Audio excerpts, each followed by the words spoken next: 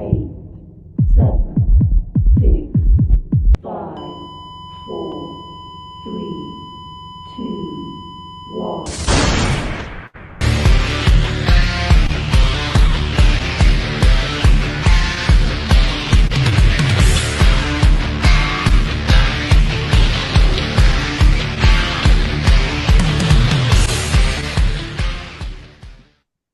Welcome, everybody, to the Talk of the Town podcast. I, as always, am your host, Mr. Andy Burrows. I'm joined by my illustrious co-host, Dunstable Town Vice Chairman, Mr. Matty Carrington. Matty, welcome back, sir. How are you? Yeah, not so bad, mate. It's been a while, but yeah, really glad to be back doing these. Great to have you back, mate. Life happens. We all get that, Yeah. mate. But it's really good to see you back talking about the mighty Dunstable Indeed. Town. We couldn't talk about the mighty Dunstable Town without the boss man, the gaffer, Mr. Steve O'Reilly. Steve-O, happy Sunday to you, mate. Happy Victory Sunday. Yes, yeah, very nice. It was a challenging week. We've there's a lot been going on in personal life. New job started this week and lots of challenges with that, which I found quite interesting. But managed to squeeze in a little bit of football on the way as well. And yesterday made it really sweet. Yeah, obviously we played yesterday against Biggleswade, picking up a 2-1 win. Steve-O, never an easy game against Biggleswade. What are your thoughts as we sit here, just a little bit removed from yesterday? Yeah, it's probably better that we're doing it now because we spoke a little bit after the game, and I was still so annoyed about the goal we conceded. You were fuming at the end. I was fuming. Yeah, it reminded me a little bit of the game that we won at Kempston. Lucas scored that worldie right at the end, and I was still thinking about the goal we gave away from the set piece when they equalised. So, but no, look, overall, absolutely delighted. I was just chatting with Liam a little bit yesterday, and I don't really get nervous particularly before games, but I was really kind of conscious that we'd obviously drawn 4 games in a row, and like a win yesterday, and you can spin it quite nicely, and it's that's 5 games unbeaten, and we're tough to play against, or you lose and then it goes, well, they haven't won in 5. So I was mindful that we try and get a positive result, but the lads did really well, and it was a good game. So yeah, really pleased. Matty, what were your thoughts yesterday? Obviously, never an easy game going against Biggleswade. Me and you have watched us play against Biggleswade many, many times. And I know, Matty, we really want to get out of this league and stop going to these same teams.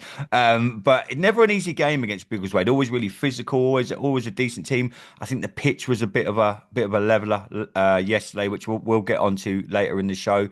But Matty, important that we won because we have been playing some really good football without maybe getting the luck. In my opinion, we should have won at Harpenden last week. Picking up a 1-1 draw, and people might look at that now and go, 1-1 draw away at Harpenden. But if you're actually at the game, and they only went down to 10 men for probably like the last 15 minutes, something like that, 20 minutes.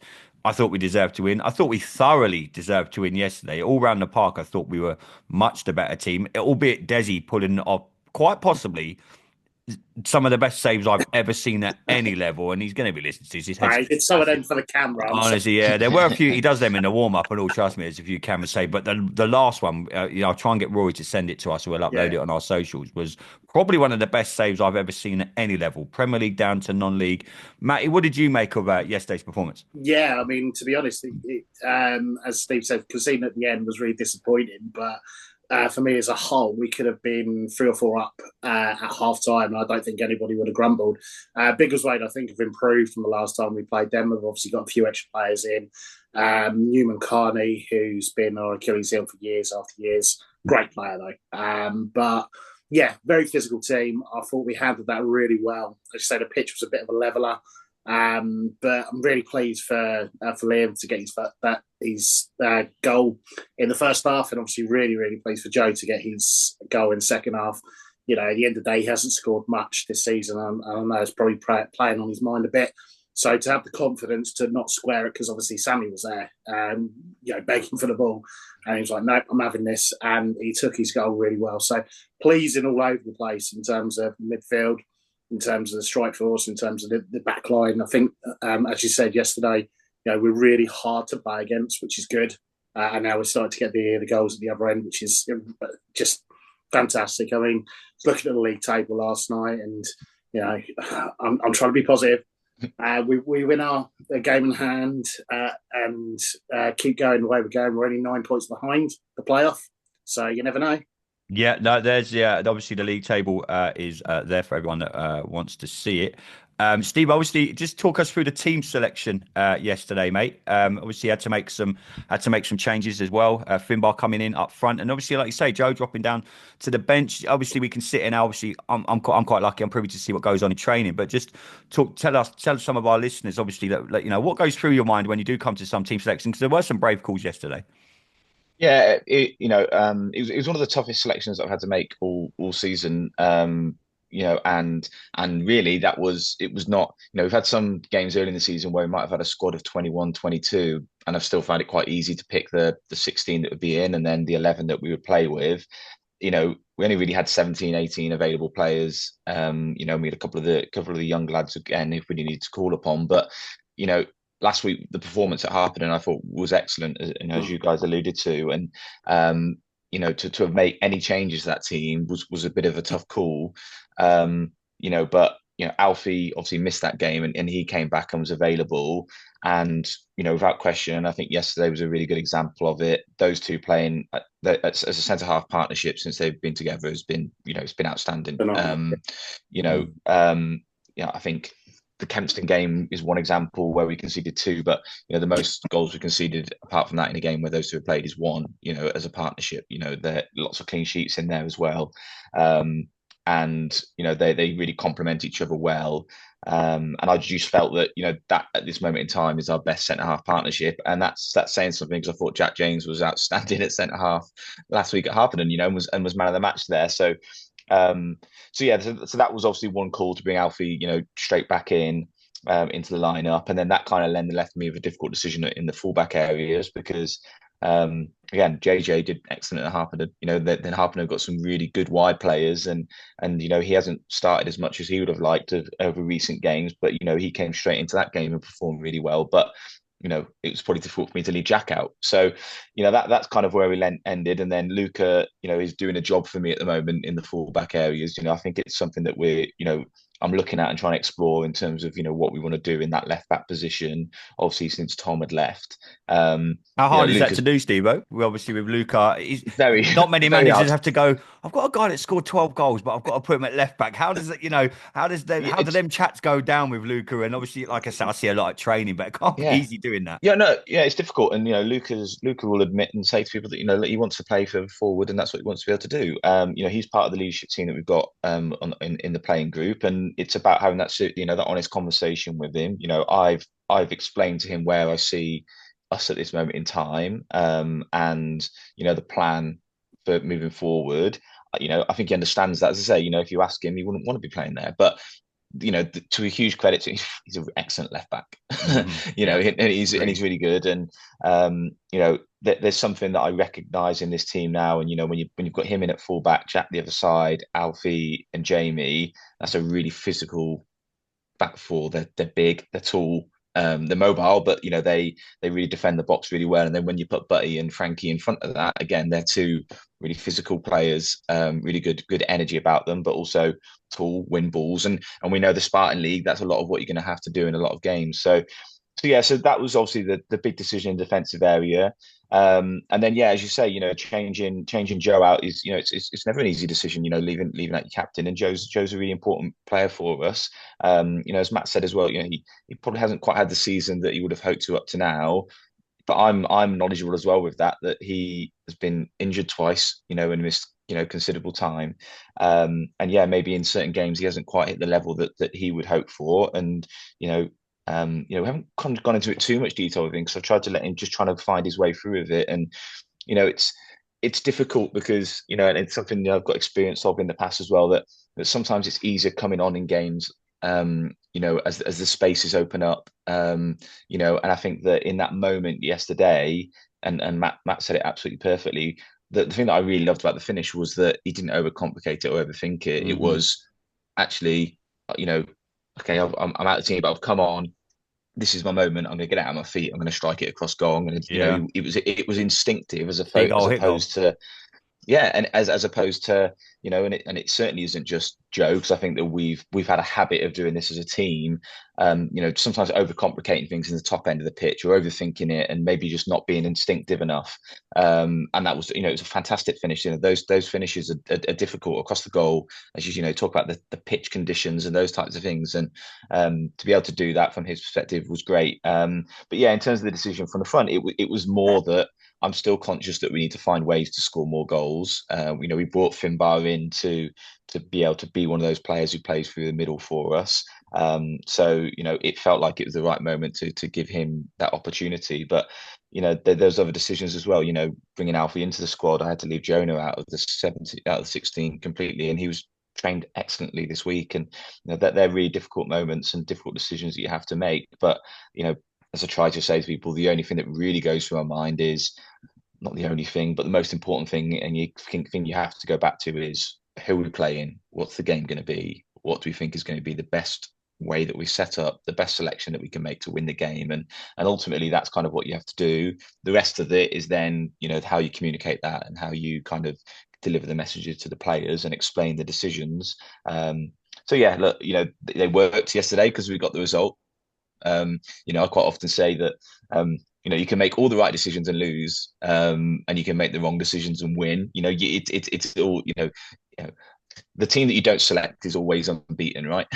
It's the team that goes out and plays that really counts. So yeah, they were tough decisions. I'm really fortunate. As you really know, Andy, obviously closely. I've got really good counsel with Liam and Swanee and Rich and Rory, obviously from the goalkeeping perspective. So I'll lean on those guys, and they have good opinions, and we don't always agree, which is actually helpful as well because I like the challenge that's in there because it makes me think about things differently. But I was confident in what we selected, but it didn't make the decisions any easier. Yeah, boys, one player I want to quickly talk about as well. We talk about patience a lot in football nowadays, and for me, it doesn't happen enough in non-league football anymore. Frankie Bircham had to really wait for his time, Steve and Matty. Come back a few times after his injury, didn't break down as much, but just couldn't hit his stride. I think in the last few weeks, he's really come on leaps and bounds, especially with Butty in there. Steve Lewton made a great point yesterday. Like Butty looks like a proper. He seems to have grown this season. We had him as a young lad when he first come into Dunstable Town, but him and Birchie in that centre midfield. And I think it's full credit to someone like Birchie because he did have to wait his time, Steve-O, and he's really come into that midfield now, and he's made it difficult. He's like, okay, take my jersey off me. He's like one of them players. What have you seen from Frankie in the last couple of weeks, mate? Because I've been really impressed with that little midfield quartet that we've got going on now. Yeah, I mean, just touching on, but I like the way that you're describing him as a young lad last season, and he's turned 18 this season. So it just Yeah, shows, he just how well looks he like is he just phenomenal. looks Yeah, like he belongs yeah, now. That he not that he absolutely, didn't last absolutely. year, but he looks like Oh yeah, another one. Looks like absolutely. he belongs in that midfield. Absolutely. And yeah, as you say about Frankie, I keep saying it because every game's recently has been his best game. Mm. So every subsequent game that he's played has been his best one, and that was definitely the case yesterday. And and kind of what you would hope to happen when someone does get a run of games. And I know that he had been pushing and been saying to me that what he really needed was that run of games. The real difficulty was before that was that we had Lewis Smith in there playing alongside Butty, and Hmm. Butty's been excellent, and Lewis was excellent for us. So, again, it's one of those things where not every decision that you make, whether you're selecting someone or leaving someone out, is kind of like a verdict that you're judging on them. That you say, well, actually, I think this player is better than you, or I don't think you're good, or whatever it might be. It's sometimes it's timing and it's taking the opportunity.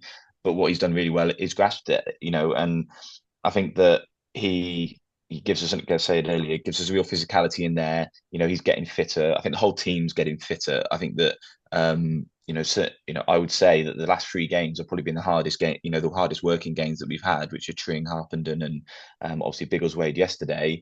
It's no coincidence that recently, before Christmas, we started moving to twice a week training on a consistent basis, which I think has really helped.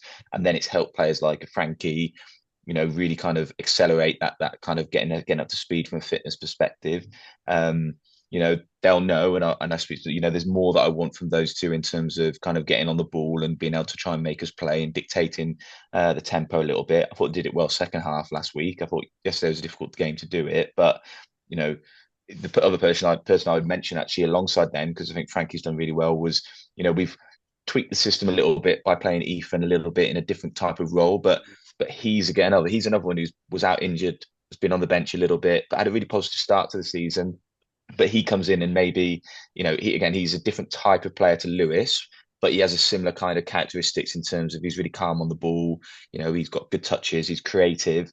And I think that he actually has complemented that quite well, particularly obviously having Luca being able to go outside of him and Ethan playing a little bit more inside. So yeah, all of those lads are doing really well. And, I'm happy to keep banging the drum about it as well, because these are 18, 19, 20-year-old lads who, are just starting to kind of hit their strides, but the actual kind of levels that they can go further and the potential they've got to improve. And, as they gain more confidence and just more understanding and all the different experiences, they are going to get better and better. And that's what we want to be able to see. So, I'm really glad that yourselves and people can recognize those improved levels of performance from them.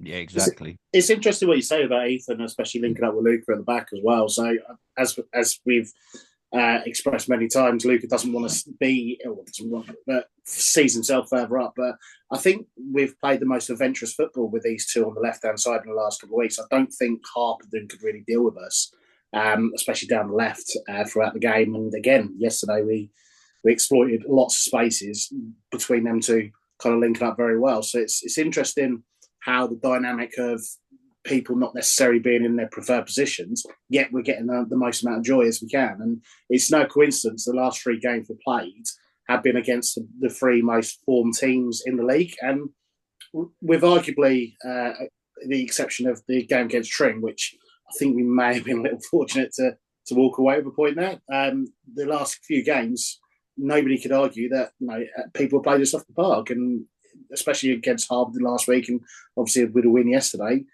we have been the better teams, in my opinion.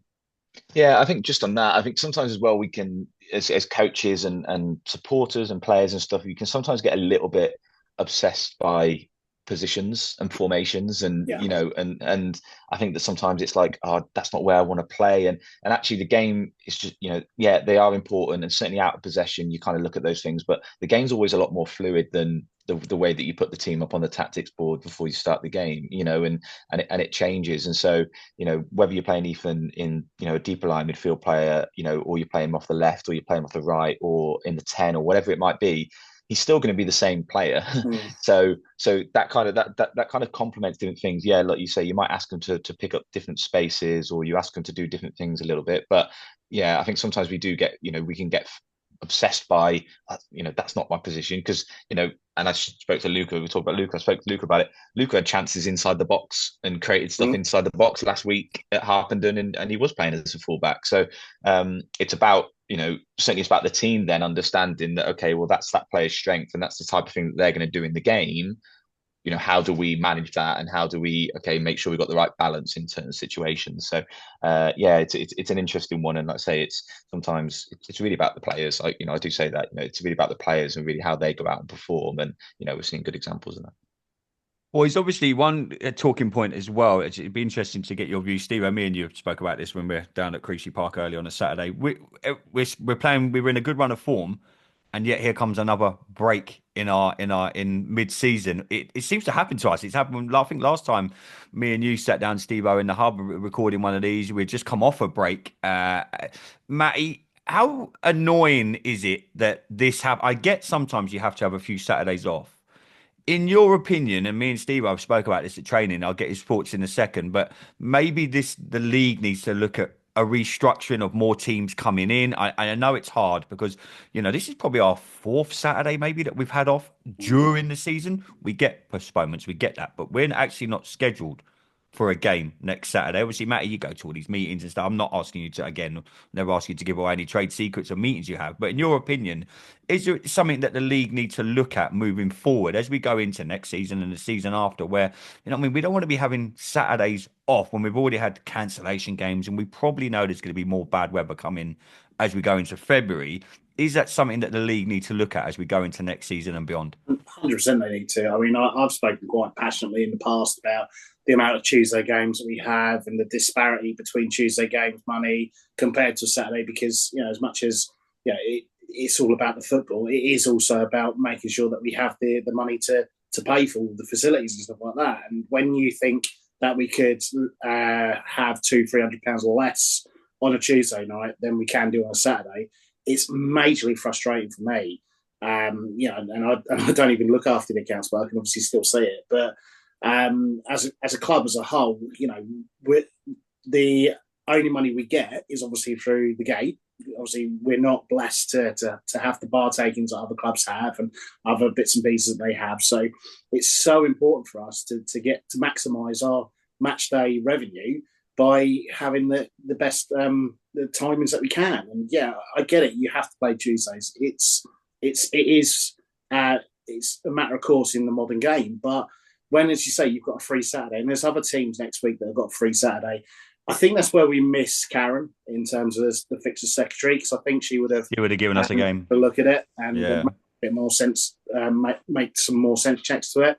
And I'm not going to dig out the fixture secretary now because I know this is the first full season they've had since Karen's sad passing. But I do think for the next season that they have to get to grips with this, because I can't see this happening many times in step 4, step 3 upwards. I can't see this happening in the Essex or the combined counties league.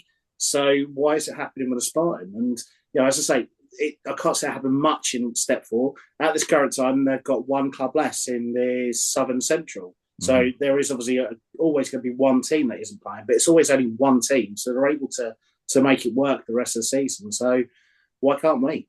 Yeah, Steve-O, how do you see it, mate? Obviously, as a manager, and like you say, me and you speak about this all the time at training or we were there. We're on a decent run, like you say. We've drawn a few. Well, we won yesterday, but we're on a good run of form. I know we're going to be at training on Tuesday and Thursday next week, but is it frustrating for you as a manager that we're not having a game again next Saturday? And what would you, in your opinion, how do you with Matty? It's something that the league need to sit down at the end of the season and go, look, we really do need to fix this problem. Yeah, I mean, speaking about it, yesterday's game was rescheduled in. We moved Yeah, that game true. up, so we would have had an even longer break. So, it is absolutely a challenge. I would say there is probably a bit of a mitigating circumstance this year, a little bit, just in terms of those two teams less, and that's something from an FA level that they're going to have to figure out. And I fully appreciate people's their concerns in terms of the geographical locations where you've got to travel and stuff, and I absolutely get that, but it doesn't make sense there being step 5 leagues that have 22 teams and then there being a step 5 league that has 18 teams. Like it just doesn't make sense. And really winding the clock back a few years, I was playing in this league when there was 22 teams in it, so that's 42 games in a season. It does pose a challenge. There's a couple of reasons for that. One, I think the break is not ideal, and I think that I keep talking about our management team and the coaches that are so good. Swanee, Rich, Liam. They'll keep the lads honest and hardworking over the next 4 training sessions that we'll have before we play Romania, and we'll work hard, and it will keep it interesting, and there'll be some different things that we'll do, and it will kind of bide the time a little bit. But from a playing perspective, you work towards the game at the end of the week, right? That's really what you do, and so trying to maintain that intensity and stuff is a challenge. But obviously we'll do our best to be able to do that. I think as well, just so this season, the lack of the fixtures poses a little bit of a challenge as well, because not that you're desperate to do lots of rotation, but there's just less games, and so whereas we're talking about selecting a squad and stuff. There's only 34 games. We've only got 13 games left. And there's we want to try and pick up as many points as possible. But to try and move players in and out and to try and give people good game time and stuff, it is a bit of a challenge. So yeah, I mean, I'd be desperate for the league to be able to sort it out, and to try and find a way to be able to do that. I appreciate there are challenges as well. That I'm trying to be as balanced as possible. We can't play at home next Saturday, even if we wanted to, because AFC are at home. So that's a challenge. Now, yeah, as you say, is there a way that we can get, a game reversed, or, you've got a game that you can go and play somewhere else that, an away game, and move it up potentially. And it's those things that you look at. But as Matt says, the revenue side of things is so important for us to be able to get people in. And, I can only imagine, I'm fortunate that, the directors don't have to involve me too much in that type of thing. But, if you're only having one home game a month, for example, that's difficult. That's your revenue that's coming in and cash flow, right? And so if you haven't got that's difficult. So yeah, I really think it's something that should be looked into. Like I say, I hope that there might be some improvement just by the nature of some league reorganization and kind of balancing up the league and trying to get the numbers back up to something a little bit more healthy. But that distribution of fixtures is something that needs to be looked at. Absolutely. Matty, talking challenges. Creasy Park, the field of play. Now, this I'm not sitting here having to dig at the groundsman before anyone starts on at me. It's just the elements. It is what it is. Three or four people come up to me yesterday, Matty, and said, "Surely now is the time." And this is probably going to be one of the hardest things we've ever had to do is negotiate this. That Creasy Park goes 4G. It's the way non-league football is going. You look at the facility when we went over to Harpenden. That's the first time I've been to Harpenden. I was in America when we played there last year. I was watching Lovely, yeah. I was watching the Marcy Washington Commanders. What a difference it's made over at Harpenden. Now, Matty, again, I said this already today. I don't expect you ever to give me any trade secrets of what goes on behind closed doors. But surely, surely, surely, near the top of our agenda has to be getting Creasy Park into a 4G. Can you enlighten the listeners, the fans on anything? Because I had so many people come up to me yesterday and go, "Oh my God, Andy, how we would benefit from a 4G pitch." And again, this is easier said than done. It comes back to what you say, Matty. It's cash flow, it's revenue, it's do you get grants, etc. It's not just go, okay, yep, let's lay a 3G pitch. I know AP1's getting relayed at the end of this season. I mean, has there been any discussions? Is there anything coming up that you can maybe give us a little insight to with the potential of Creasy going 4G? I don't really know much of the conversations going on between ourselves, AFC and Beds FA, but it has to be done soon. Yeah. What worries me, not worries me, but what I'm thinking though is obviously if they are spending out for the ATP one to be replaced, the chances are that's going to take a significant amount of We're cash. not delay that and just do Creasy. Well, to be fair, ATP is probably the worst ATP. ATP one is the worst one there, and the amount of times we've had to cancel training due to Yeah. it's been, which is just not ideal.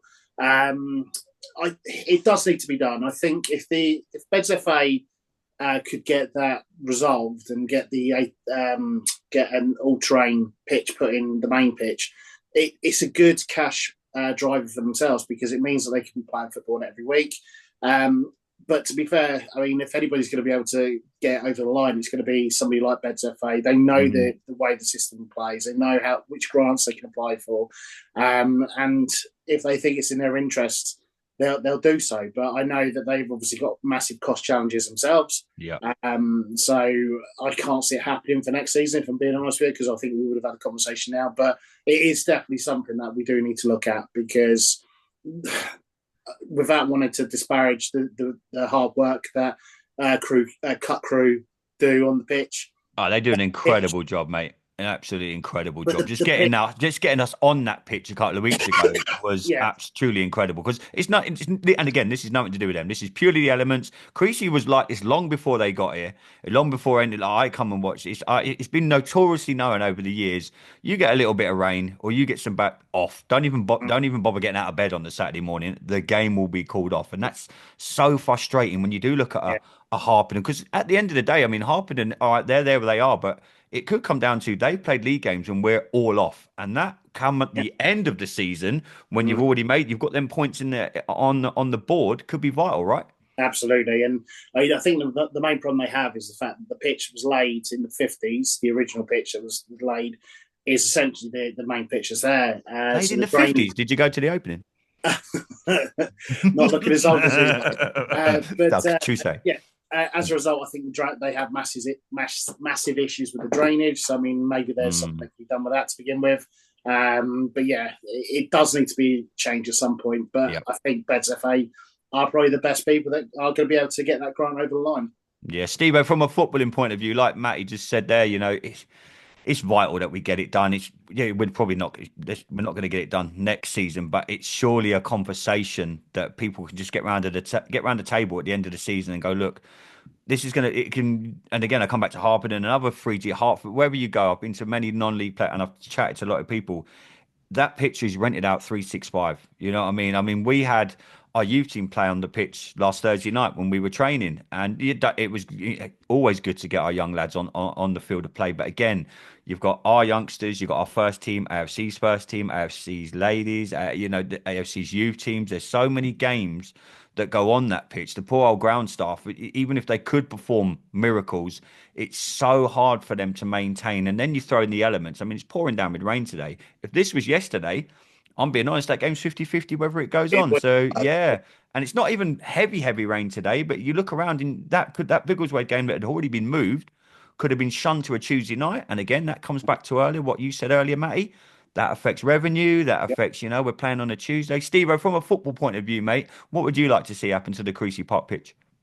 Yeah, look, it's one of the something that you hear everyone say from from a football perspective. The best thing that you could do is play on a perfect grass pitch, right? There's nothing that beats that. But the next best thing, at this level of football now are a high quality 4G pitch, and I say obviously my background, obviously I had the benefit of experiencing that at Harpenden last season, and the pitch that we go and play on now on a Tuesday night we train on over at Ty Farm and Houghton Regis is a really fantastic surface, and they are much better than what they were 5, 6, 7 years ago. The quality of the pitches are great, and so it's really good. I think that the young type of players that that certainly fit our profile, but really that are coming through the game, they enjoy playing on it. It's good for technical players. It's just kind of the way that it moves.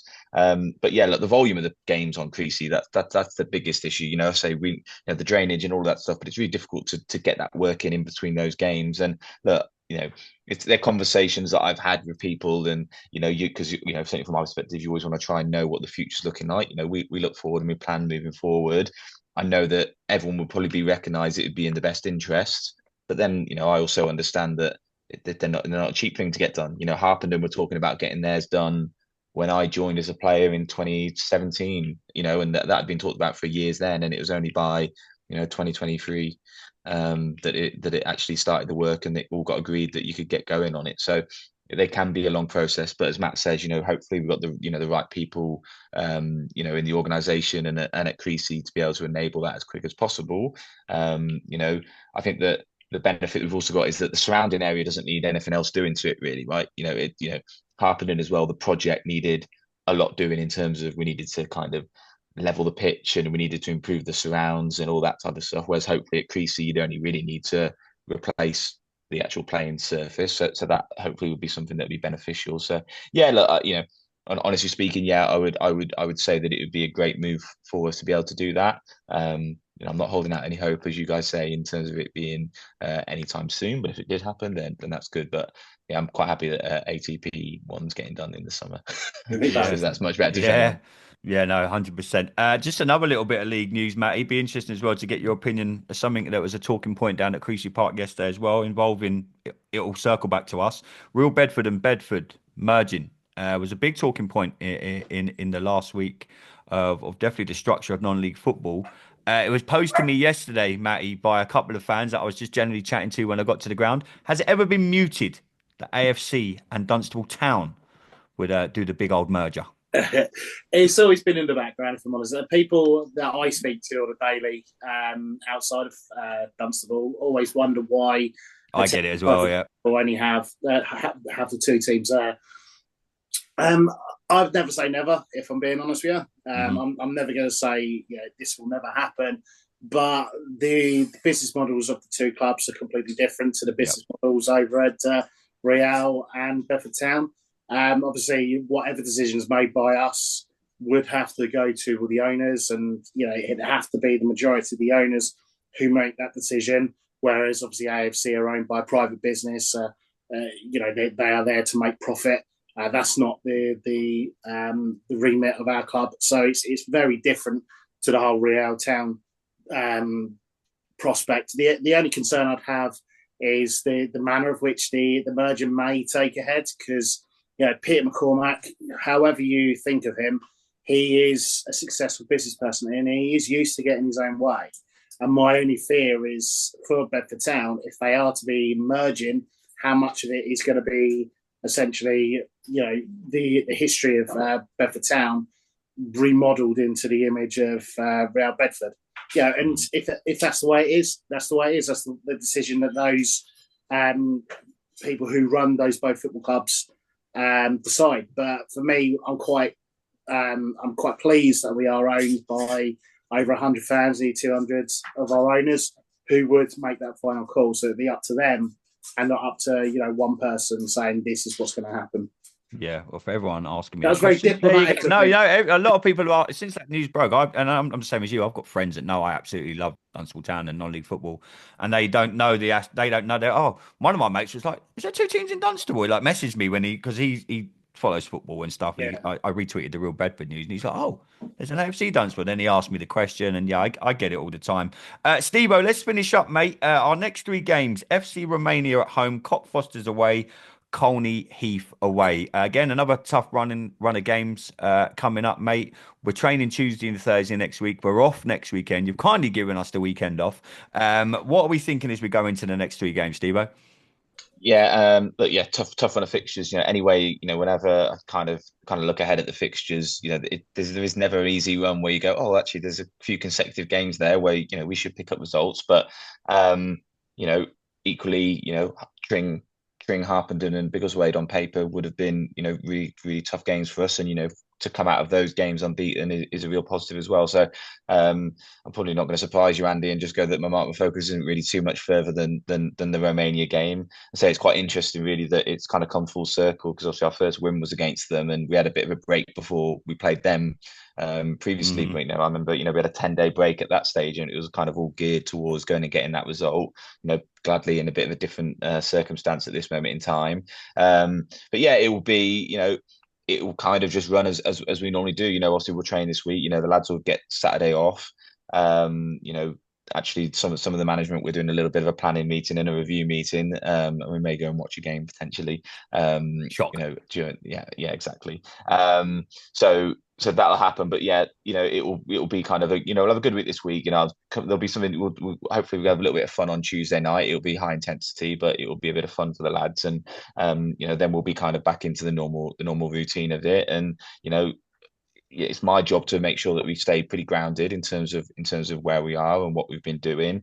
And the great position is that mentioned earlier, you've probably got 17, 18 players that are all playing really well and pushing each other, and I kind of constantly say to the players that everything that you do matters. So everyone training this week, the input and the effort, and that tells me about where they are, as players and their mentality. So, do you miss Tuesday or do you miss Thursday because we haven't got a game Saturday?